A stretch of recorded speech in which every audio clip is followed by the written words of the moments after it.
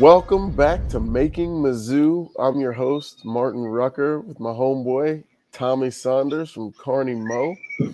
Big thanks, big shout out to our sponsor, 360 Vodka, for sponsoring us here on Making Mizzou. This show is about a little bit about Mizzou football, a little bit about the people who made Mizzou what it is, people who are going to make Mizzou what it's going to be, and the people who are currently making Mizzou what it is right now. And so, again, thank you guys so much for joining us. And we are coming off a big Tiger win. We lost a close one, a good game, one that we probably should have won, had the opportunity to, but bouncing back strong, beating another team that you're supposed to beat. That's exactly how you do it and how you launch some positive trajectory into the rest of the season. Tommy, tell me what you thought about Mizzou's bounce back win against SEMO. Well, first, I just want to say last episode with Chase, I didn't want to say this with him on the show, but because I thought it'd be weird with the competition, but I was going to get into like how you let me manage all your Bitcoin and all your cryptocurrencies. And so I thought he might feel some type of way since you let me run all that for you and, not let him handle all your assets. So, I thought that was good for you not to bring that up. So hey, that was really, I appreciate you acknowledging that. That took a lot of restraint. And so, that was I appreciate you keeping our relationship intact, both with me and you and with me and Chase. And you and all your to everybody out there who loves Bitcoin, I'm not dissing Bitcoin or all your cryptos. Maybe in 100 years, it'll be legit. You know what I mean? But right now, that's Tommy's area. You can hit him up on the side for the crypto. Don't do it. You got it. You got all the Dogecoin and everything. That's all you.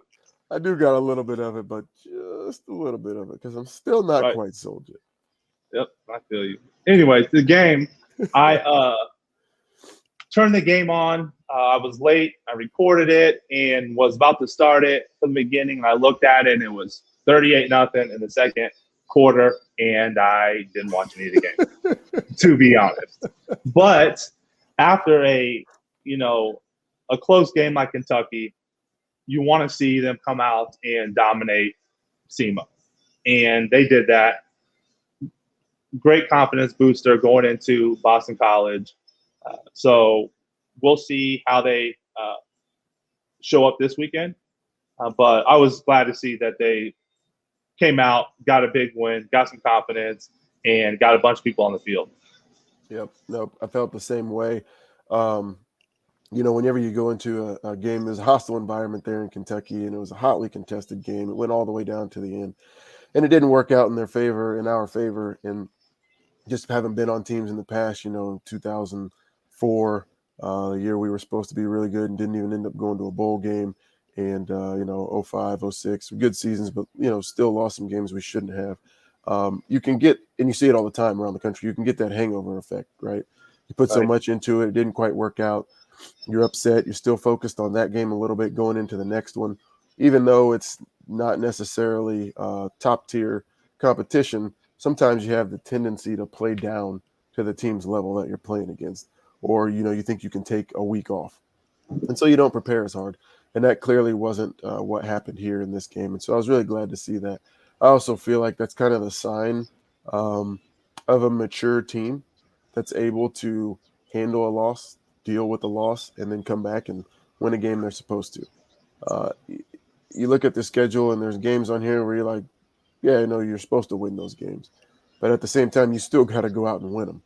And so whenever you start getting the effects of the season, however that's shaken out, good and bad, because, if you're riding too high and you think your stuff doesn't stink, then you can get smacked by somebody too.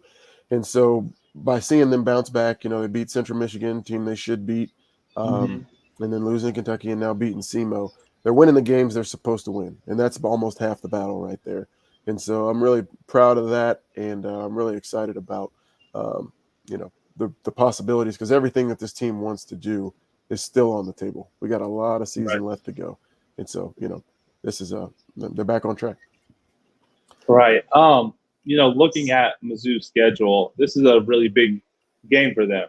They got, BC, Tennessee, North Texas. If they can get a win here, it takes a lot of momentum to those next two games. And Boston College has Clemson next game. So, a lot of times, they're 3-0. They can overlook Missouri after, having a loss to Kentucky and looking at Clemson.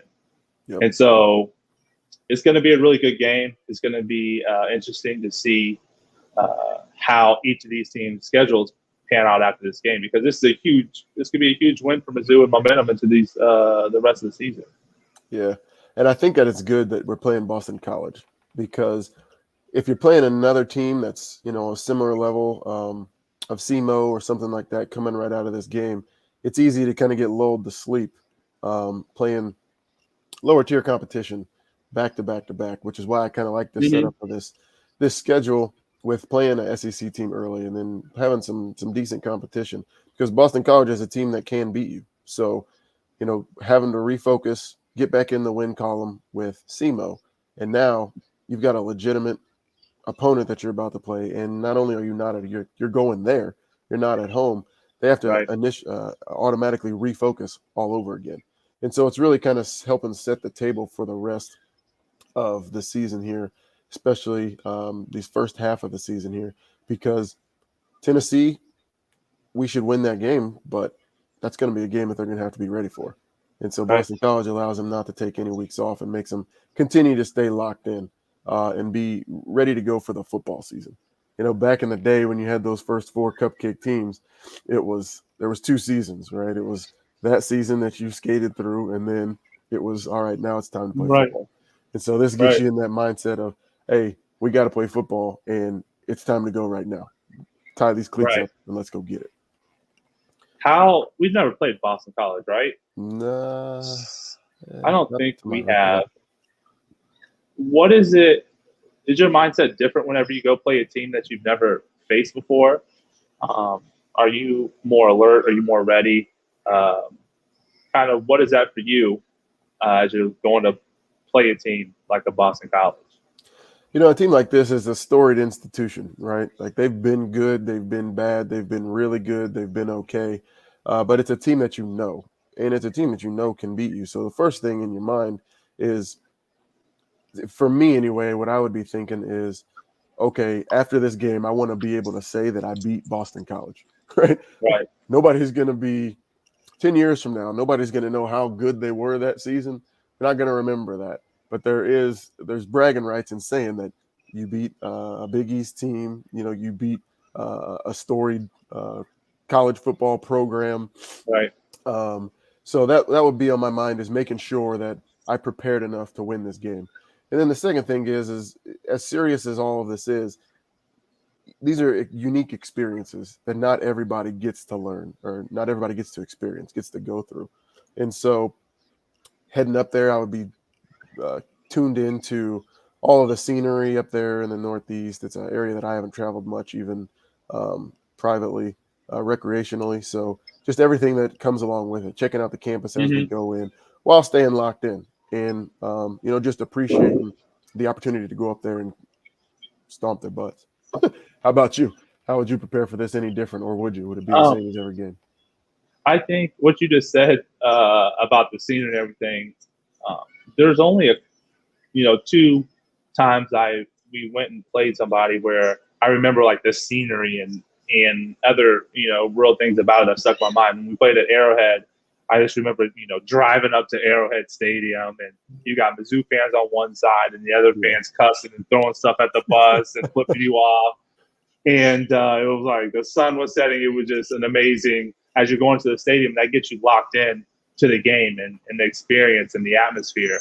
Then, Colorado I thought was interesting because there were all these signs everywhere that talked about the elevation and how it's hard to breathe. It was like from as soon as you got off the airplane at the airport and on the bus, everywhere it talked about how it's going to be hard to breathe and whatnot. And then you get out there and now you're like, okay, is it hard to breathe, or am I all right? Yeah. But I just think those experiences really lock you into the moment, and where and you're not thinking about the next game. You're not thinking about anything else, right? It's like, and these things are subconsciously. It's not, you're never going out there and not giving your all.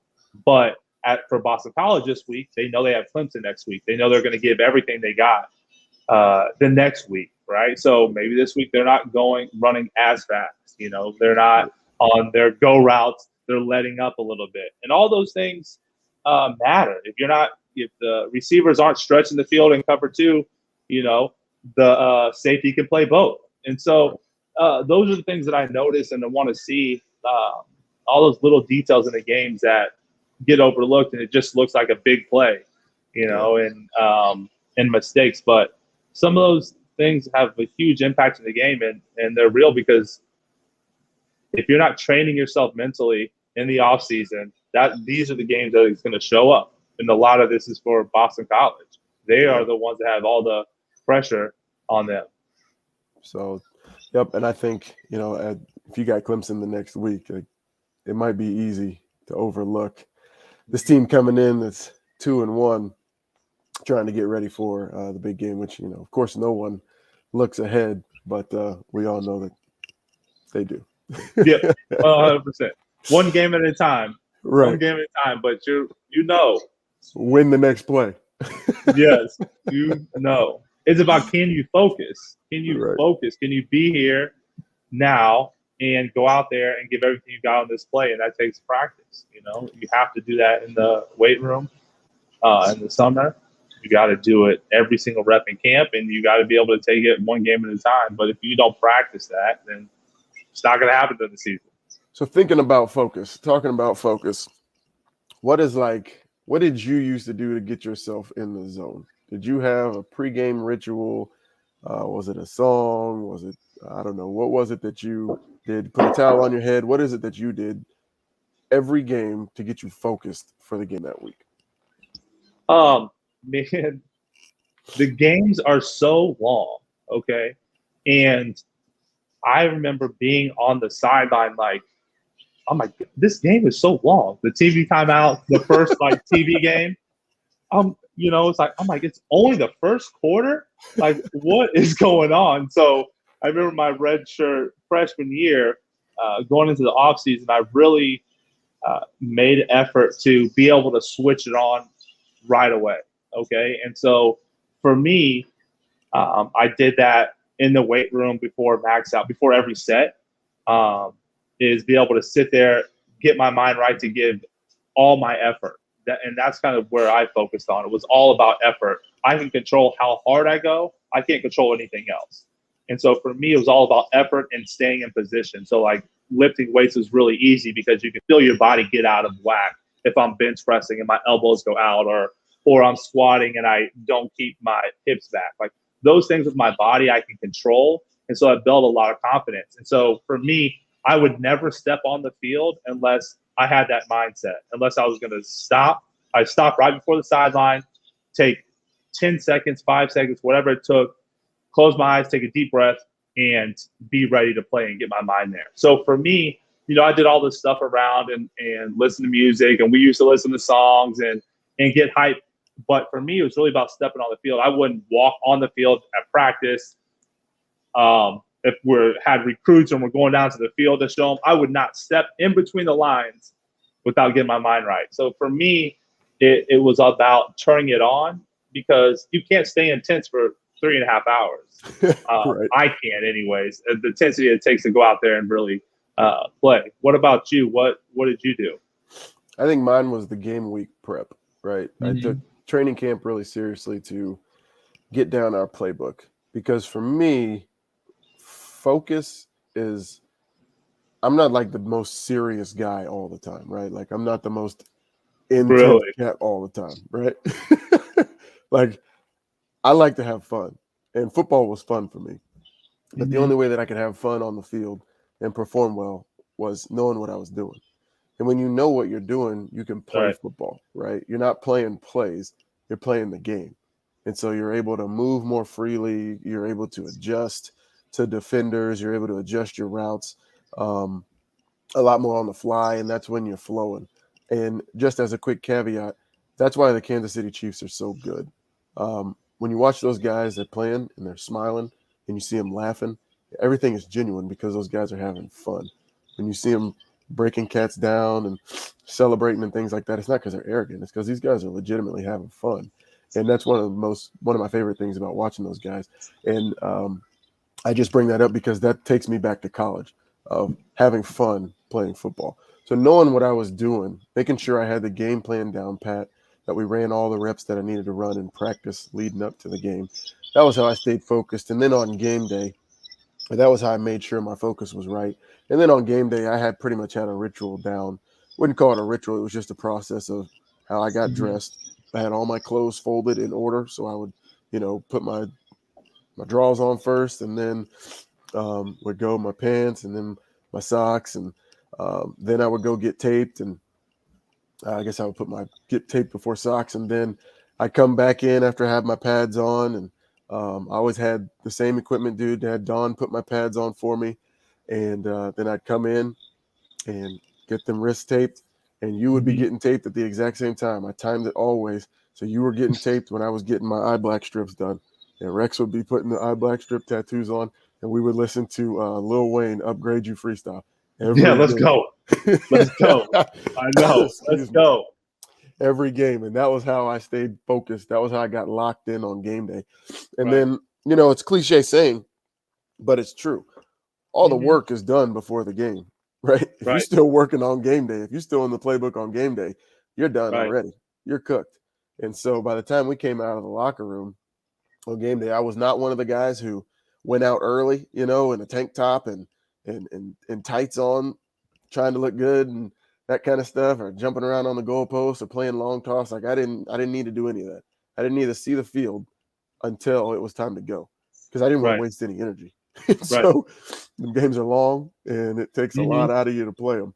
And so I would go through that ritual, and then once it was time for pregame and specialists were up, that's when I would head out. And so, we would go through our ritual there on the field, our routine out there, and then captains would come up, and man, that was awesome. Great feeling. That's awesome. So, talk about, how do you think, what you talked about, knowing what you're doing, okay, and that freedom of just going out there and playing ball, right? And being able to, like the mindset, like for me, it was like mentally nothing can phase me. My ritual doesn't matter. It doesn't matter if I forgot my socks, or I got to borrow somebody's cleats, or I got holes in my glove because Don won't give me new gloves. Like it doesn't matter what. I'm going to go out there and ball no matter what, right? And that comes with confidence.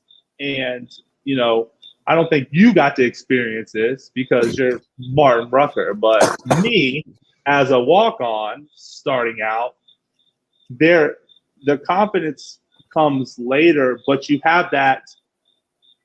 They're in the back of your mind, that if you mess up, it's going to affect your playing time, right? And so as you're starting out and you're a new receiver, you got to run the right route. You can't drop a ball. You have all these things because if it's third down, you get out there and you drop a ball, you run the wrong route, you're not going to see the field again. Okay, and so that looseness, that confidence comes with experience, knowing your quarterback, knowing that he's not going to lead you into the safety, knowing that he's coming to you if you're running the dropout and you're doing the right responsibility and you make the right reads with the coverage that's happening. How do you think the experience or lack of experience that Mizzou has now is affecting their play? Because that's kind of what I see. It's like knowing that I'm going to run full speed on every single route. I want to say that it's because who I am, but I also know that Chase Daniel is back there, and there's a great chance I'm going to catch the ball on the dropout on field one when that never got thrown before. Right. Yeah. So, there's a different urgency in your routes, different speed when you know that you're going to get the ball. There's a chance you're getting the ball. You're in the play call. Right. How do you think that affects the receivers now, specifically with the experience? Well, I mean, I think that's it, right, is the experience, because not only are they getting used to a new quarterback, and I was just doing some reading earlier, and Drink's pretty much turned over the entire receiver room in the 2 years that he's been there. think there's only 2 receivers that are on the roster right now that were there when he got there. And so you got a lot of new faces, catching balls from Bazelak. And last year, correct me if I'm wrong, but I think they started the year with Sean Robinson playing quarterback and then realized that probably wasn't the best option. And him being a great teammate pivoted to defense, and Bazelak took over the reins. And so you've had that turnover as well. But then you got to think about it. This is only the second year that these guys have been in this offense. Right. So they're not only getting used to playing with each other, catching balls from a quarterback's getting used to his old line blocking for him, but they're all adjusting to a completely new playbook Drink being an offensive guru, there's gimmicks in there, there's weird motions and all kinds of stuff. It's kind of like when we went from a traditional offense to the spread offense. Right. So, we got a little bit of, you and I both have a little bit of experience with that changeover. And that was one of the things earlier on in the year that I didn't realize. But in that Central Michigan game, I was so disappointed in a lot of the dropped balls that I felt were catchable balls. And there were even a couple in the Kentucky game that I was upset at. But after looking at that, thinking, oh, well, duh, like that makes 100% sense that everybody's still getting used to each other. And that's another reason that them coming back after a loss at Kentucky and blowing out the SEMO team like they should, I think is a very, very positive thing for where this team is headed in the future. Another thing about that is that 77 guys got snaps on Saturday. So with these new rules where you're able to play a few games before they decide whether or not to burn your shirt, like that's huge because you got guys now getting 77 guys. That's crazy. So what do you mean? They can on an NFL roster, period. So they can play. They can really play games, and they don't have to appeal for their red shirt. They get their red shirt. Yeah, like I think back in the day, it used to be snaps. You could play a certain amount of snaps, and that's how all them Oklahoma quarterbacks played like 10 years. But now, you get a few games, and wait. So you're telling me that Tony Temple can get one more year eligibility? Is that what you're saying? He only played one game. He played one series. So you're telling me that we can get Tony Temple back out there on the field? Does his eligibility stop at Division I? Did they change the rule? Can we get him? Can we get Tony? Don't do this. Back out there for one season? That's all I'm asking. Oh, I'll tell you what. Some of them Oklahoma quarterbacks was like 33 years old when they were out there playing their senior year. So I think we should go dig up Tony Temple. I bet he's in better shape now, too. I bet he would not step out there. But if he did, I bet he'd rush for at least 500. That's the only guy I've ever seen run a 4.4 without picking his knees up. Neither one of his feet ever came off the ground. He just scooted 40 yards in less than 5 or 5 seconds. Man, we need a full episode just on the Cotton Bowl and running. It's absolutely insane story. It's crazy. We'll have to have him on and talk about the Cotton Bowl. Oh my gosh, we absolutely will. So fun. Yes.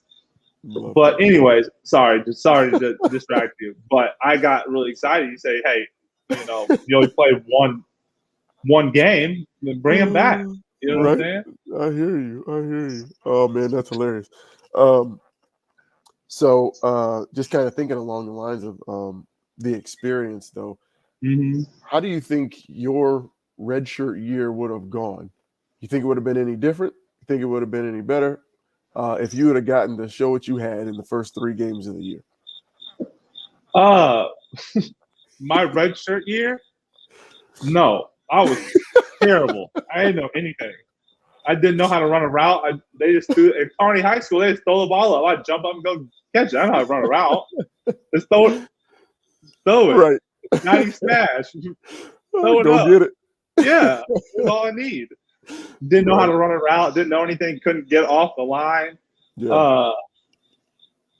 Are there any players you could think of that over the course of the time that you were at Mizzou, that if they would have had 3 games, no penalty to show their stuff, their true freshman year, you think would have played versus redshirt? I'm not going to say what I thought I was going to say. Not even going to go there. That would have played, I would say, honestly, Chase Patton. Think so. I think Chase Patton, Chase Daniel came in and he's ran the spread offense ahead of time. Right. I think if Chase Patton would have got in there and kind of thrown some passes, got some experience, I think he could have been, really great. He had an arm. He was a pro-style quarterback. So I would have loved to see what he could have done. I'm trying to think. I mean, we have some great players, great athletes. What about you? That's a really good. I wasn't thinking quarterback because the quarterback position was pretty much sewed up the whole time we were there until like 2 years ago. But no, that's a really good. Wow. If he would have got a chance to show what he had in a game before Chase Daniel did. Yeah. No, you're right. Somebody else, maybe we talked about him last week, but for real, with Brian Barman. Guy was a good football player. He came in, he did everything right, and coaches just happened to take a chance, with Chase Kaufman, and it ended up working out, and you didn't hear much else from him again. But he was a good football player. I mean, good football player. He was one. And then Denario, because Denario redshirted, then he got hurt, right? Yes. I'm pretty sure he redshirted, and then he got hurt because J-Mac redshirted because he got hurt, right? Yep. If that's the case, which I'm pretty sure it is, I think that could have been a little bit different too for Nario. And then who knows, he may not have gotten hurt, or however the injuries timed out. Right. His draft status may have been higher, and things could have worked out totally differently. But just talking about great athletes who excelled, those are a couple that stick out in my mind. Going back to talk about old players, what do you think it would have been like if you had Justin Gage, Sean Coffey, Brad Ekwekwu, who else was receivers at the time? If you had those Outlaw, what if you had those cats playing with Chase Daniel? What do you think the receiving group, or what do you think those guys would have done under Chase? Man, I don't know. Coffey had, I think, a year with him. I know he had one with him, and he had a good season. And Thompson Omboga was there too. Right. It's crazy because the stuff that they were able to do still with Brad, who was, a great quarterback, but more of an athletic quarterback, more of a run 1A, maybe not always first, but, running that style of offense, the things that they were able to do with him at quarterback, thinking about what they would have been able to do with a more of a pure passing quarterback. I think Gage's career would have been a lot better. Clearly, because he was great in the NFL, played a long time. It would have done wonders for, I think, all of their careers. And that's not taking anything away from Brad, because I played with Brad for 2 years, and I loved every bit of it. We wouldn't have won half the games without him. And so I think Brad is the best football player that I've seen. Like, football player, I'm talking about just can do everything. Yeah. It'd be 3rd and 12. Everybody knows he's running the ball. He would pick it up. Some of the stuff that he would do on the field was just insane.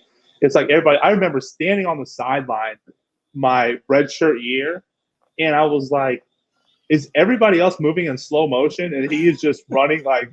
I don't understand what is happening, because he would be running full speed, and it looked like everybody else is like slow motion. They're just like falling in front of him and diving behind them. I'm like, what is going on? There's few things like running a corner route, and when you turn around to look for the ball, Brad's running past you, behind you.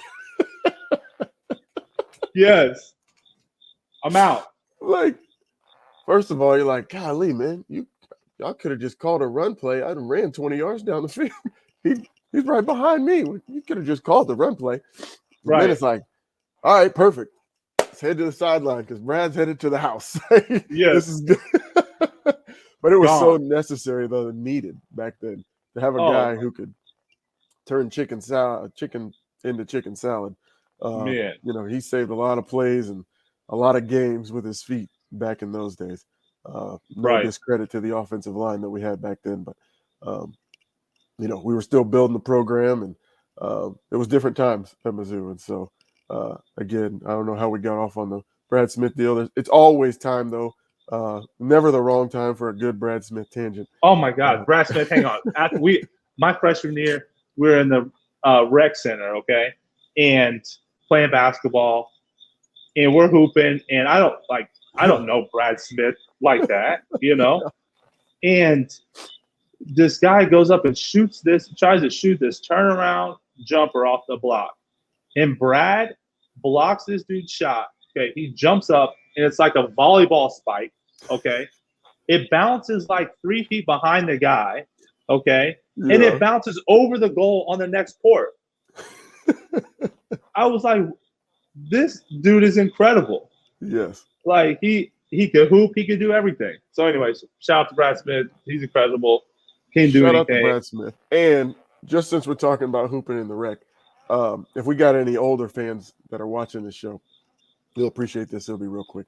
So we were hooping one day, and there's this old dude who's out there on the court, and he's giving people buckets. And I'm like, why are they letting this old dude give them buckets?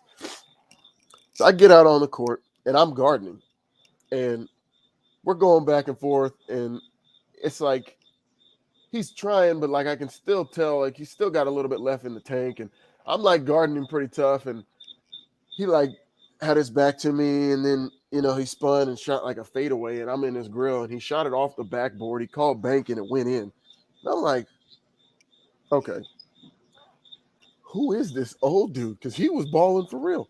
So we get off the court. I can't remember if we won or they won or whatever. And I'm talking to somebody. I'm like, who is that dude? And they're like, oh, you don't know who that is? That's Derek Chivas. I had no idea who he was. And then after I went and educated myself, I was like, oh, all right, cool.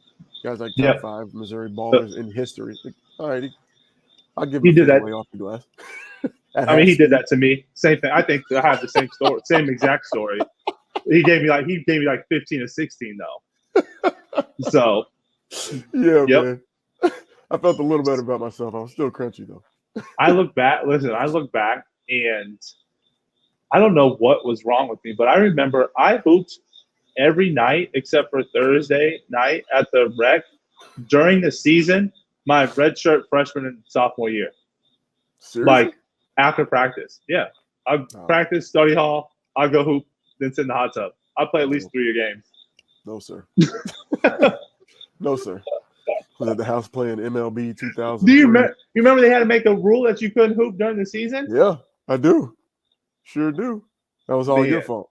Because we used to hoop on the rec team. We had a good team, and then they cheated us. They told us our game was at one time, and it was actually at another. So when we showed up, our game was that we had supposed to have played had just ended, and so they made us forfeit the game because we was out there killing the That's frat hilarious. teams. And we were beating them up too, but on the court though. It was all legal, but they didn't want any of this physicality. Anyway, back not football. It was football. We can talk about hooping the rec all day. Right. Back to some football. So what are you going to be looking for in this Boston College game? Talk to me. What are you looking for out of the offense? What are you looking for out of the defense? Where do you think we need some improvement? Give me your thoughts. I want to see offense the first couple drives, just move the ball down the field. Sure. No 3 and outs. We need to get some first downs and just move the ball. Get some momentum, keep the defense off the field. And they do a really good job at running the bubbles and some of the short passing game that they have, the 3-step game. So just really making sure getting completions in there and moving the football down the field. That's really what I want to see out of the offense. Just completions. Do the basics, do the fundamentals, and just beat the guy in front of you. A lot of times I remember, you try to out scheme them, or we'd be practicing against our defense and they know what play was coming. And it's like that on the field sometimes. Like, it doesn't matter. You have to beat the guy across from you. Doesn't matter if he knows your run out route. Doesn't matter what the circumstances are. You have to beat the person across from you. And so Right. just real seeing that mindset and see if they can go out there and move the ball the first couple series and get some points on the board. What about you? I'll be looking for a couple of the same things. So how the offense moves the ball. If they can come out, score. We'll be looking at 3 and outs. How well can we move the ball down the field and score points, whether it's field goals or whether it's touchdowns. Penalties, making sure we're maintaining our discipline. Now we'll be 4 games into the season, and so cobwebs, things like that, those should pretty much be blown out and should be clicking on pretty close to all cylinders. I mean, I'm sure the entire playbook isn't going to be in, but continuing to – one of the things that I've been impressed with our offense in doing is they continue to take shots. One, whether we're converting them by catching the ball or not, I still like it, because what it does is it doesn't allow the defense to key in on the best player that we have on our offense, in Tyler Beatty, who's just killing the game in all-purpose yards and doing everything for that offense. They can't just cue in on him. It makes them focus on other people, and it continues to keep that playbook open. And then the other thing will be our defense, just how they communicate and getting stops. Getting off the field on third down is going to be huge. That's going to be a common thread, a common theme all season long. In the SEC, you're going to have to get off the field on third down, whether that's third and short or whether it's third and long. You cannot allow the offense to convert and keep you guys out there on the field. And again, with having the new defensive coordinator and so many new guys on defense, just seeing how they continue to adjust, continue to adapt, and continue to pick up his style, and how he continues to adapt his play calling to their style, and how that works and help get stops. And there was one other thing that I was thinking of, and I forgot what it was. Oh, staying on schedule on offense, right? Having positive plays on first and second down, so it's third and short, not third and long. Or having positive plays on first down, so it's not second and long and you have to throw the ball on second down to make it third and manageable. Those are things that are going to really help this offense, especially as we get into playing stiffer competition. And that's something that I'll really be looking at as well. So with that, anything else you want to talk about today? Anything else on your mind, man? I know you got a busy day. You're running a business, flipping a house, and you got a special visitor with you today. You're a dad. So, girl dad at that. I know you got the little one with you, and you had to carve out some time here. And sometimes you just got to do what you got to do. So, anything else going on, man? I mean, you do the best for your kids. You try to get them into the right schools, and she starts a new school, and then you get an email like, all right, Thursday's a half day, and off of school on Friday for parent teacher conference. I'm like, a day and a half? What am I supposed to do? What are we doing? Wait a minute, I just gave you $2,000 and y'all get a day. Like, wait a minute. Yeah. What do you mean? We don't know. No after school care. So y'all got daycare? Or like what? I'm like, oh, okay. All right. Let's swap the schedule out. Let's do it. Let's go do some fun stuff. But we gotta record a podcast first. So no, just balancing everything. I think it's so interesting talking to all our former teammates and how in college we used to joke about the no excuses and the attitude and all the stuff they used to teach us. And now it's like you implement it in your business, you're implementing it with your kids, and in your daily life. And those are real, you look at it like, hey, these are core values that I learned how to actually execute and implement into my life. So I think those are the things that, it's just balancing and having the right attitude towards everything. Like, adversity or changing my schedule. All right, let me move some stuff around. Let's make the most of it. Be present. So you're not just like, okay, let me just get through the day and try to like check off all the stuff I need to do from work while my, daughter is with me today. Like, no, let's do all this together. Be present. How one thing that sticks in my mind is like, how you do one thing is how you do everything.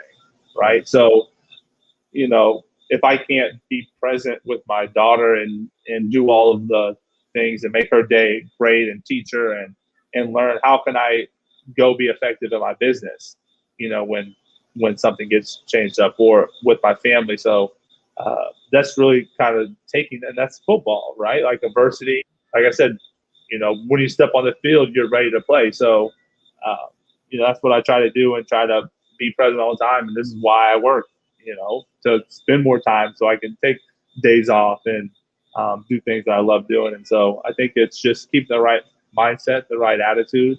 And I know that you know that having 3 kids and stuff comes up, and it's kind of like the no excuses. Like, you still got to get the stuff done you need to work, and you still have to be present and be there and with your kids and be there for your kids.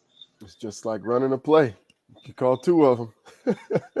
Look at what the defense has got in front of you. Kill, Yep. kill. Kill. Yeah. Eagle, Black Razor. Omaha, set up. You got to go, man. So, well, there you got it. You got a show. Right. You got some words of wisdom from Tommy. You got our host, 360 Vodka, in there, keeping the show rolling. Right. Next week, we'll have a guest for you guys. We'll be talking about Boston College, be talking about Tennessee upcoming, and maybe we'll throw some fun stuff in there for you too. Like always, we appreciate you tuning in. This is Making Mizzou with Martin Rucker, Tommy Saunders, presented by 360 Vodka. Thanks, guys. MIZ. CLU.